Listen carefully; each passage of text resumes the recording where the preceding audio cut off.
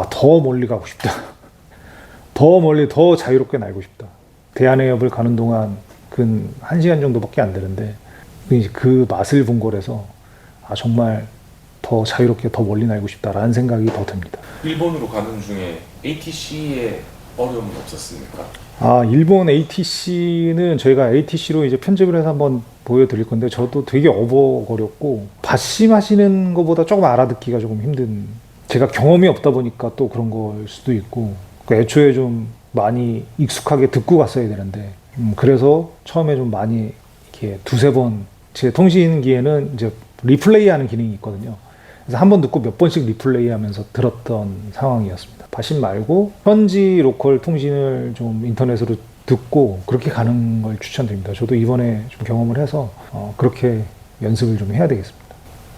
비행을 하시면서 기상적으로 어려운 건 없었습니까? 대한해협 쪽에 바람이 많이 부는 것으로 알고 있는데요. 예, 그래서 이게 300 노티컬 마일 정도 되면은 기상 상황이 한 100마일 정도씩 변합니다. 그래서 이게 약간 슬라이드 대시 어느 땐 좋았다가 어떨 땐 나빴다가 이런 식으로 좋아지는데 대한해협도 똑같았거든요. 근데 가장 문제라기보다는 가장 염려됐던 것이 대한해협의 바람이었습니다. 그때도 한 30노트 정도 불었는데 거스트가 없이 그냥 미는 바람이라서 그래도 좀 안전하게 갔다 왔습니다. 인복하고 에비스 사이는 기본 고도를 7,000피트로 줍니다. 낮게 주질 않기 때문에 7,000피트에서 8,000피트 이렇게 가다 보면은 바람은 괜찮은 편입니다. 그래서 대한해협의 바람은 구름만 많이 안 낀다면은 그렇게 염려할 수준은 아니다라고 말씀드릴 수 있습니다. 근데 이거는 또 상황에 따라서 변하는 거니까 잘 보고 선택을 하셔야 됩니다. 일본에 도착할 때 기타큐슈 공항의 기상은 어땠습니까? 기타큐슈 공항은 그날도 이제 구름이 좀 껴 있었는데 제가 들어갈 때까지 한 2,500까지는 구름이 껴 있었습니다. 근데 공항은 괜찮았는데 오즈키라는 그 밀리터리 구역이 있는데 그 밀리터리 구역을 지나서 와야 되는데 거기가 한 5,000피트 정도의 선에서 구름이 껴 있었거든요. 유튜브 영상을 보면은 기타큐슈 공항에 비가 오는데 이륙할 때 어려움은 없었습니까? 비를 보고 깜짝 놀랐죠. 아침에 일어나자마자 비가 맺혀 있고 이게 영상으로 보여드렸는데 꽤 많이 오고 있었습니다. 그래서 다들 이제 사무실에 모여가지고 이제 핸들링 업체 미스터 야마시타하고 그 다음에 그 도와주시는 업체하고 이제 얘기를 했는데 오늘 뜰 수 있을까 없을까에 대해서. 근데 이게 IFR만 가능한 상황은 활주로에 등이 들어왔을 때고 활주로에 등이 꺼지면 VFR로 전환되는 겁니다. 그래서 한 11시쯤 되면 꺼지지 않을까, 경험상으로 봤을 때 그분들이 그렇게 얘기하시더라고요. 불이 꺼지기만을 계속 학수고대했죠. 안 그러면은 일본에 묶이는 거니까. 그 다음날은 비가 더 옵니다. 그래서 그 상황보다. 그래서 기다리고 그래도 혹시나 모르니까 일단은 입출국 절차죠. 그러니까 입출국 절차는 미리 해놓자 해서 공항에서 기다리면서 공항 밖 옥상에서 이렇게 계속 등을 쳐다보고 있다가 불이 딱 꺼지는 걸 발견하고 꺼졌다 하고 이제 겨우 올 수 있었던 거죠. 이제 이륙하기 전에 먼저 헤딩턴을 요청을 했습니다. 멀리 돌리지 말고 이륙해서 바로 그 레프트 턴 해가지고 이륙하겠다. 그러니까 관제사분이 바로 제가 이륙해서 한 500피트 됐을 때 헤딩을 노스로 줘서 바로 올라왔습니다. 항공기의 오토파일럿이나 이제 국제 비행을 하기 위한 장치들이 있습니까? 국제 비행을 하기 위해서는 디지털 칵핏이라고 하죠. G3X 정도는 가지고 계셔야 되고 G3X의 기능 중에서 이제 GPS를 받아서 항로 설정을 하시고 EPTA를 일본에서 요구할 수도 있다던데 이건 어떻게 해결하셨습니까? EPTA는 이제 전반적인 건 잘 모르겠는데 제가 이제 알아봤던 거는 대만하고 일본이었거든요. 근데 일본에서는 EPTA는 제너럴만 적용이 된다. 일반 돈을 받고 상업적으로 운영하는 사람들만 EPTA가 요구된다라고 해서 JCAP에서 요구하지 않습니다. 일본 항공 쪽에서 요구를 하지 않아서 저희 LSA는 필요하지 않습니다. 이건 대만도 마찬가지 답변을 받았습니다. 대부분의 나라들이 EPTA를 요구하지 않지 않을까 그런 생각을 합니다. 양양공항에서 세관을 통과할 때 까다롭지는 않았습니까? 까다롭지는 않습니다. 결과적으로는 까다롭지는 않습니다. 왜냐면 제가 워낙 가져간 게 없기 때문에 그리고 쇼핑을 한 것도 아니고 그래서 전혀 왔을 때 오갈 때 그런 짐밖에 없었고 기름량 체크를 좀 하시고 그다음에 특별한 건 없었습니다. 예. 어떻게 보면 국제공항인데 면세점도 들릴 수 있습니까? 그 면세점 모르겠네요. 제가 쇼핑을 진짜 안 해서 출장을 가더라도 그 면세점에서 뭘 사본 기억이 없어요. 그래서 근데 들어가는 그 짐 검사 맞습니다. 짐 검사는 똑같이 하고 똑같은 경로로 갑니다. 근데 나가는 길이 저는 활주로로 나가고 사람들은 비행기를 타러 가고 그러니까 보면은 사람들이 그 비행기 탑승구로 가잖아요. 근데 탑승구 말고 옆에 보면은 나가는 문이 또 하나 있습니다. 뭐 나가는 문이 버스 타고 비행기 타러 가시고 막 그럴 겁니다. 그 문으로 들어가는 거죠. 근데 비행기로 버스 타고 가시고 저는 이제 걸어서 활주로로 가고 이런 차이죠. 예. 근데 쇼핑은 아마 될 겁니다. 예. 제가 안 해서 그렇지. 예. 총 비용은 얼마나 들었습니까? 가장 중요한 질문. 예, 가장 중요한 질문입니다. 아까 비용에 대해서 말씀드렸죠. 이제 합산을 하시면은 대략 한 장 정도가 나오죠. 예.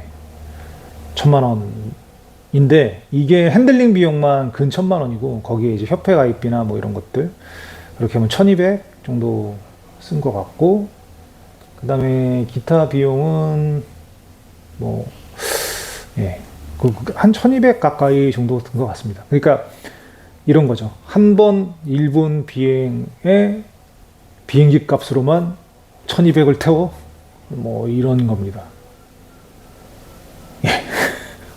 약간 바보짓 같기도 하고 예, 그렇습니다. 다시 재도전 하실 생각이 있습니까? 일본 말고 이제 다른 나라로. 재도전에 이제 허가를 받는데 저는 이제 11월 30일까지 총 3번의 비행이 가능했는데 이제 2번이 남았죠. 2번이 남았는데 제가 이번에 가서 하고 온 게 그 토요코 호텔이라고 하시더라고요. 이제 그 댓글 달아주신 분들이 이제 가서 카레 먹고 오는 겁니다. 결국에 하는 게 일본에 1,200만 원짜리 비행기를 타고 가서 카레 먹고 1,200만 원짜리 카레 먹고 오는 거죠. 예. 그래서 2번은 가는 게 의미가 있나라는 생각이 들었고 그래서 이제 제어가를 신청을 해야 되는데 제어가를 신청하면 아마 또 2개월, 3개월 걸릴 겁니다. 그럼 지금 신청을 하더라도 만약에 한 11월 달부터 11월, 1월, 2월 이렇게 허가를 해서 3개월 동안 JK 허가를 받을 거고 근데 이게 이제 허가를 제가 어떻게 받고 있냐면은 동승자를 한 명 태울 수도 있겠는가라는 것들 그리고 동승자가 좀 바뀌어도 되는가 그리고 일본에 여러 공항들이 있습니다. 정말 갈 수 있는 게 되게 많더라고요. 한 20개, 30개. 근데 제가 아예 이게 워낙 비용이 많이 들기 때문에 그러니까 비용이 많이 드는 부분은 국가 간입니다. 국가 간. 큰 공항들, 큰 공항에서 그라운드 FBO를 해서 하는 것들이 기본적으로 막 800, 900 가까이 쓰니까 근데 뭐 2번 갈 때는 조금 더 어떻게든 싸게 하는 방향을 업체를 찾아보거나 아니면은 뭐 까볼 수 있는 방향을 생각을 해야겠죠. 근데 이 비용이 너무 많이 드는데 일본 내에 들어가면은 비용이 경비행기장도 있을 거고 뭐 다른 비행장도 있을 거고 조그만 비행장도 있을 거고 그런 비행장들이 되게 많더라고요. 근데 그런 데는 정말 비용을 엄청나게 디스카운트해서 갈 수가 있는 거죠. 근데 그런 데를 아예 한 번에 여러 군데를 20, 30군데를 갔다 오고 하는 게 더 경제적이지 않을까라는 생각을 하는 거죠. 그런 목표를 하나 해서 지금 진행을 하고 있습니다. 진행을 하고 있고 그러면 내년에는 여러 군데 일본에서 정말 말씀드렸죠. 이런 코스입니다. 일본 공항에 도착해서 하루는 밥을 먹고 쇼핑은 안 하니까 뭐가 됐든 밥을 좀 먹고 영상도 찍고 그 다음날 다음 공항으로 출발하고 이렇게 이런 코스로 해서 돌아다니는 거를 약 20일에서 30일 정도 생각을 하고 있습니다. 제발 이 영상을 보시는 항공 관련 업계 제 날개 에어빌러티 붙어 있죠. 이 에어빌러티가 사실은 원래 스폰을 해주시는 거거든요. 그래서 프린팅까지 다 해놨는데 조건이라고 하기에 뭐 스폰을 받기 위한 뭐 필수 조건이라 해야 되나 그런 것들이 방송을 찾는 거였거든요. 근데 방송이 붙질 않았어요. 저희가 여러 말씀드렸는데 여러 프로그램들한테 제가 보내드렸는데 이걸 도와주신 분은 이제 하늘누리 이진욱 대표님께서 도와줬는데 정말 여러 군데 보냈습니다. 근데 답변이 없었어요. 방송을 해서 하면은 이제 이 에어빌러티에 대한 것들이 이제 좀 홍보가 될 텐데 제가 이제 그걸 기다리다 그리고 첫 번째 비행은 이제 계속 제가 간다 안 간다 그러니까 양치기가 되니까 아예 이 스폰을 받지 않고 저 혼자 진행한 겁니다. 그래서 만약에 방송이 잡히고 그 다음에 제가 갔다 오면 그 다음에 이제 후불 조건으로 뭔가 받게 되는 거죠. 이제 에어빌리터는 그런 상황입니다. 그래서 에어빌리티 분들이 일단은 스폰을 해주신다는 그런 의견을 보내주신 것도 너무 감사하죠. 예, 정말 너무 감사한데 이제 제가 좀 능력 부족과 진행에 대한 그런 부족 그리고 그 이제 미디어들이 안 움직여지는 것들 뭐 그런 것들이 이제 결합이 돼서 제가 다시 한번 이 자리를 빌어서 스폰을 해주시겠다는 생각만 해주신 그것도 감사드립니다. 대표님들, 이사진들 모두 이사님들 다 감사드리고 그 다음에 이거를 보시는 여러분들 그 여러 그 항공 관계자 여러분들 보시면은 제가 꿈이 세계 여행하는 게 목표이기 때문에 그 두 번째 아까 그 생각하는 세계 여행까지는 아니더라도 뭐 퍼시픽이라든 아니면은 뭐 좀 더 동쪽이든 뭐 그런 쪽으로 갈 수 있게 뭔가 스폰이나 지원을 해주실 업체들이 있으면은 감사하게 잘 열심히 한번 비행을 해보도록 하겠습니다. 부탁드립니다. 경량 항공기 같은 경우는 일반적으로 에브가스를 넣기보다는 고급 휘발유를 많이 넣게 되는데 우리가 만약에 일반적으로 일본의 공항을 가게 됐을 때 고급 휘발유를 구할 수 있는 방법이 있을까요? 고급 휘발유로 갈 수 있는 방법은 없습니다. 로탁스 엔진은 AVA 가스를 쓸 수 있습니다. 그래서 AVA 가스를 쓰는 거에 대해서 우리나라는 그런 위험들이 있는데 미국의 익스페리멘탈에 대한 이제 협회라고 보기엔 뭐 커뮤니티를 보면은 AVA 가스에 대해서 어떻게 사용하고 계십니까? 라고 하면은 그냥 섞어 쓴답니다. 저희는 드레인을 해서 다 쓰는데 근데 드레인을 해서 쓰는 게 안전할 것 같긴 하죠. 그래서 AVA 가스를 사용해서 가야 됩니다. 저희 다음 비행은 AVA 가스를 써서 할 겁니다. 기타 큐슈 공항으로 가는 데 있어서 VFR 루트는 어떻게 선정을 하셨습니까? 비행을 이제 많이 하다 보면 아시겠지만 VFR 경로라는 게 정말 대중 없습니다. 관제사가 시키는 대로 가기 때문에 그냥 일단 다이렉트로 찍어만 놓으시고 관제사분님이 이제 어디로 어떻게 가야 됩니까? 이렇게 할 때 이제 뭐 관제사님이 지시대로만 가면 됩니다. 한국 같은 경우는 AIP라고 공항이나 맞습니다. 차트들을 볼 수가 있는데 일본 차트는 어떻게 구하셨습니까? 일본 차트도 똑같이 있습니다. AIP라고 하는데 지금 인터넷에 찾아봐야 되는데 지금은 이제 기억은 안 나지만은 한번 찾아봐 주십시오. 다 있습니다. 거기는 근데 회원 가입을 해야 돼요. 우리나라는 그냥 들어가서 무조건 아무나 볼 수 있는데 거기는 회원 가입을 해야 되더라고요. 그래서 회원 가입해서 찾아봤죠. 그래서 이건 또 이제 비슷한 얘기면서 다른 얘기인데 고백 컨트롤 얘기입니다. 고백 컨트롤.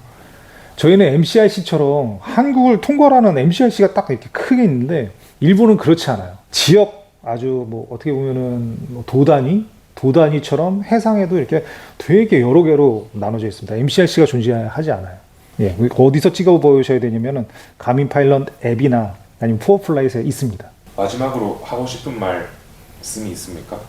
비행은 제가 원체 그냥 좋아하는 거라서 이거를 사실은 뭔가 굉장히 자랑하려거나 그러려고 그리고 뭔가 인정받고 싶어 한다 그러나 뭐 이런 건 사실 그닥 크게 없습니다.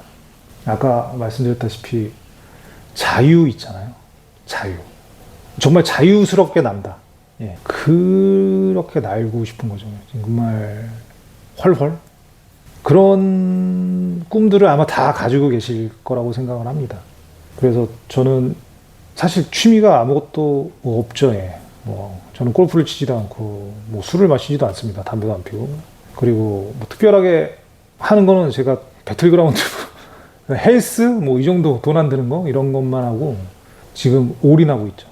비행기 재원과 시간 그리고 노력의 시간들이 한 곳에 집중되는 게 저는 좋아서 지금 현재는 아무것도 안 하고 비행만 하고 있는 상황이고요. 그리고 하나 더 얘기를 말씀드리자면은 이제 비행을 진짜 해외 비행을 하시고 싶어 하시는 현재 이제 파일럿이나 아니면 LSA 자격증을 준비하고 계시는 분들이 있는데 첫 번째로 가져야 될 거는 무조건 오토 파일럿이 돼야 됩니다. 오토 파일럿이 무조건 있어야 되고 그다음에 ADBS 인 아웃 정도는 가지고 계셔야 됩니다. 그리고 패러슈트, 기체 패러슈트, 비행기에 이제 속해 있어야 되고요. 그다음에 국가 간 할 때 장비 이제 개인 장비 같은 경우는 저는 이제 이번에 갈 때는 준비를 못했는데 드라이 슈트, 해상 드라이 슈트, 그다음에 구명정 그리고 개인 보트입니다. 근데 비용이 어떻게 되냐면은 드라이 슈트는 좀 비싼 거, 괜찮은 거, 그러니까 미니멈 한 게 200만 원, 250만 원입니다.